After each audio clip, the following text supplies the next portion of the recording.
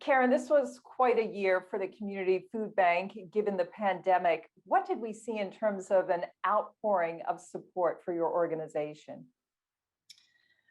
Oh, Rhonda, it's been pretty incredible. I have to say, where we've seen a tremendous need, we've also witnessed incredible generosity. More New Jerseyans than ever before are still, have been in the last 15 months and are still struggling with food insecurity, but people have turned out in droves to help their neighbors by making monetary donations, by volunteering, by giving food and of themselves. It's been incredible. How did the level of giving or the types of donors change over the past year for you?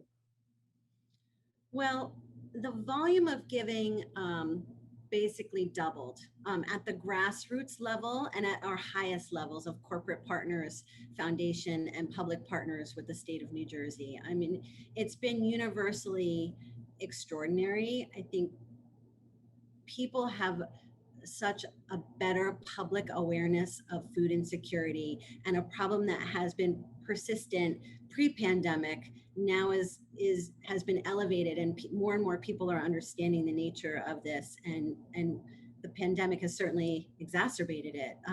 Corporate support has been unbelievably generous at all levels. Individual giving, from every dollar that can provide the equivalent of 3 meals to $1,000 to $1 million. Frankly, it spans the gamut. How do you make sure that those corporate donations continue to flow? A lot of charities and other nonprofits have reported it's been a really strong year for fundraising, but obviously needs don't go away even when the pandemic recedes. So how do you keep it front and center for corporations in the state? That's such an important question, Rhonda. Thank you. I mean, I think even as our state reopens, I think most people are aware that the struggle for our neighbors in need is far from over.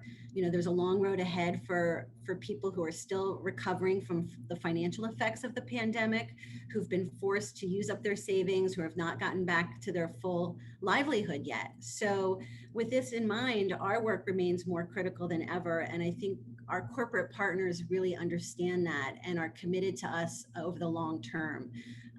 People who have become new partners during the pandemic will hopefully see their financial contributions in action firsthand and realize that sustained support is needed now more than ever. I think another place that corporate engagement has been so essential to our operation and was really impacted by the pandemic is volunteerism.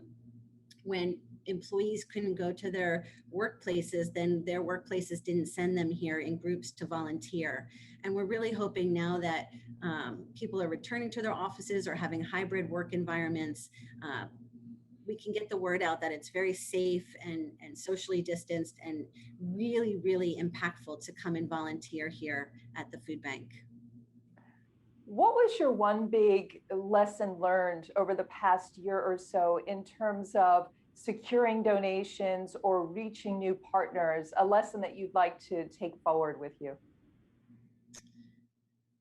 I think it really goes back to public awareness. What you're helping with this conversation, people understanding that food insecurity lives in every single community in the state, in every town.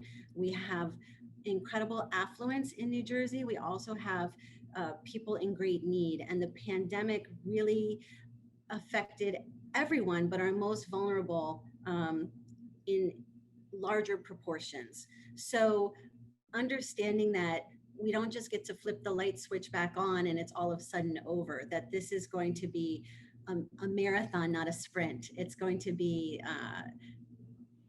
requiring all of our continued investment in getting back to, quote unquote, normal. Thanks for all your hard work on this effort, and great to talk to you. Thanks for your time as well. Oh, we really appreciate it. Thanks for watching. For more clips and episodes of NJ Business Beat, subscribe to the NJ Spotlight News YouTube channel.